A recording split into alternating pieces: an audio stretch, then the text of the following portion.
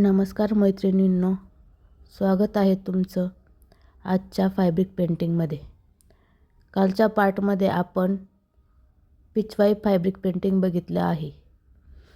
आता त्याचा दुसरा पार्ट, त्यामध्ये राहिलेले पार्ट आपण कंप्लीट करणार आहोत।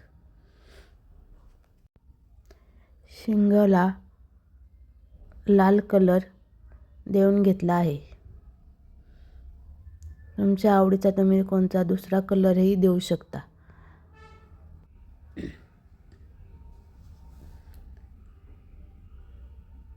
आता आपण घुंगरमाळा आणि शिंग कव्हर करणार आहोत। तुम्हाला व्हिडिओ आवडला असेल तर लाईक शेअर करा। त्याचबरोबर आपल्या यूट्यूब चॅनलला सबस्क्राईब करा।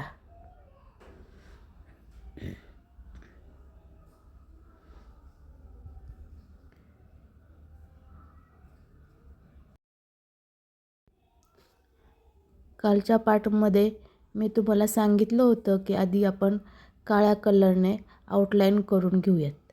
त्यामुळे आता पांढरा कलर दिल्यानंतरही खालचे जे पेंटिंग आहे, जे खालचे आपण ट्रेसिंग केलं होतं, ते आपल्याला कलर करताना उठून दिसतं।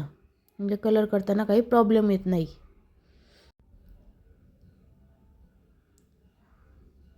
अशा प्रकारे आपण 2 पार्टमध्ये पिचवाई फॅब्रिक पेंटिंग कंप्लीट करणार आहोत।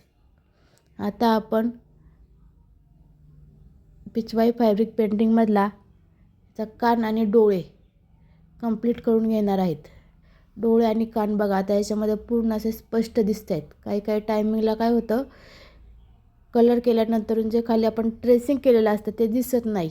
त्याच्यासाठी आधी आपण कोणत्याही कलरने थोडं ट्रेस करून घ्यायचं। आता आपण डोळे कंप्लीट करून घेणार आहेत।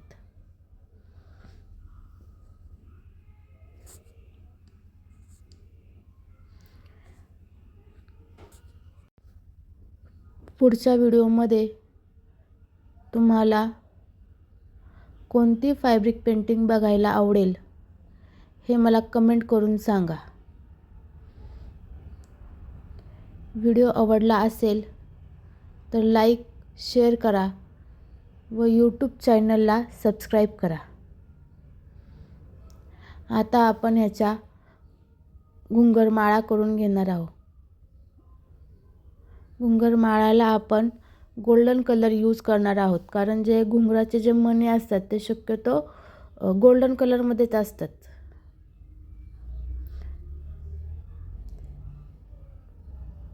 त्यामुळे मी इथे गोल्डन कलर यूज केलेला आहे। त्याचबरोबर मी आधी 1-2 केलेले पेंटिंग ते सुद्धा टाकणार आहे। धन्यवाद।